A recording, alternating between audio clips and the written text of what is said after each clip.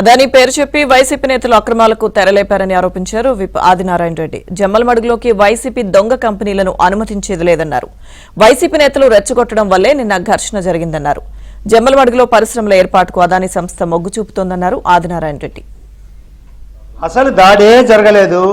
ఆదాన్ని welcome చేస్తున్నాం. ఆదాని వాళ్ళకు 3 రకాల వర్కులు ఉన్నాయి. ఒకటి సిమెంట్ ఫ్యాక్టరీ, అతి పెద్ద ఫ్యాక్టరీ.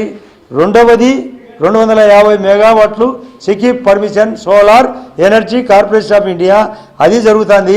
ఇది కూడా సజావుగా జరుగుతుంది.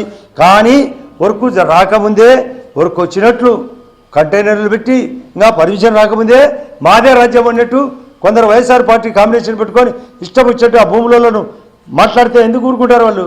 ఏ కంపెనీ అయినా వైఎస్ఆర్ పార్టీ కాంబినేషన్తో నాటాడు. వైఎస్ఆర్ పార్టీ అంటే సరిపోదు. మా ప్రాణాలతో చిలగాటం అన్నారు. నన్ను కోడికత్తి కేసులో పెట్టారు, నన్ను వివేకానందుడి కేసులో పెట్టారు, లోకల్ వాళ్ళు ఎన్నో పెట్టారు. వాళ్ళ పాత్ర ఏంది ఇక్కడ? ఎందుకు వాళ్ళది? వాళ్ళ భూములు మా వాళ్ళు ఇచ్చినది, భూములు ఇచ్చేది మా వాళ్ళు. వాళ్ళే మళ్ళా రౌడీ రాజ్యం నడుపుతామంటే ఎందుకు ఒప్పుకుంటారు? అక్కడ నాట్ అలౌడ్.